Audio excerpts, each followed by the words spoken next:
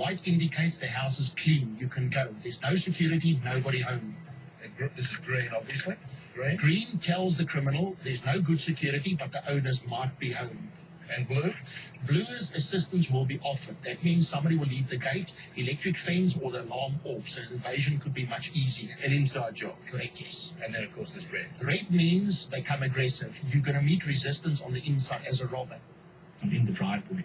I will definitely check over my shoulder to make sure there's not someone behind me. And if there is? If there is, well, then I'll start panicking.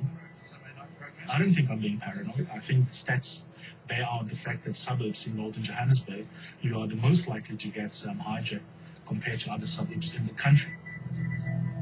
And you also have a panic button, imagine. Yeah, my wife and I sort of carry a panic button with us. Everywhere you go? Yeah. Every moment of the day? Yeah, every moment of the day. Have you got it on your Yeah, phone? but come here, look, it's the house keys essentially, but there's a remote control for the garage, but that red button there hopefully will summon an alarm response within 4 minutes.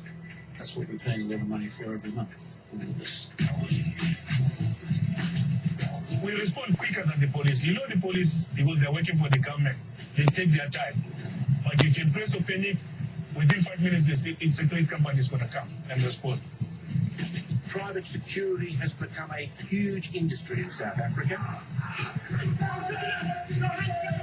Most are ex-cops, highly trained, and respected a lot more than South Africa's police. Men like Isaiah Quebecer, who patrols Pretoria's crime-ridden streets for the security company MonitorNet. How many times a week would you do a car hijacking? Like these days, it was more, like I said, a week it can be 3 times. Just you? Yeah, And how many home invasions a week? maybe once or twice. Every week? Every week. There's a lot of violence and crime in South Africa. What do you think of that? It's bad. Wars, killing people and killing children. You think there's a war on in South Africa, do you? We spoke to a 10-year-old girl who was disabled in her mother's womb, who describes South Africa of being at war. I do recognize those feelings. I think they are legitimate. But as a matter of objective fact, I don't think the country is at war with itself. But it doesn't augur well when a 10-year-old girl innocently describes her country being at war. No, and the point is well taken. I think you're absolutely right. It doesn't augur well. Particularly in the desperately overcrowded ghettos.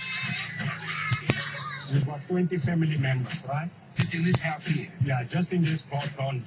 That's a block. Here in Alexandra Township, Johannesburg's sprawling 4 square kilometres of poverty, community leaders like Louis Natanuka rely on volunteers to patrol the streets. In soccer-mad South Africa, the next month or so is seen as an opportunity to showcase the country at its best.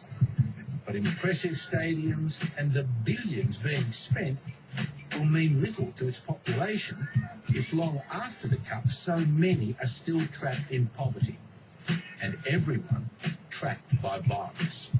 Perception is so powerful in South Africa. A lot of people think that from a statistical point of view, if you are white, you may be more likely to be a victim of crime. That is factually false. It's not true. If anything, it's probably the opposite.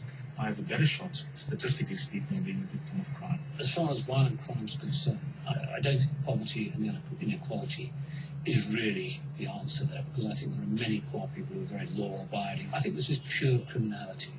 It's the violence that it goes with it. It's not just a case of we'll stab you once. We've got to bludgeon you, pour fire on you and burn you. No one is safe.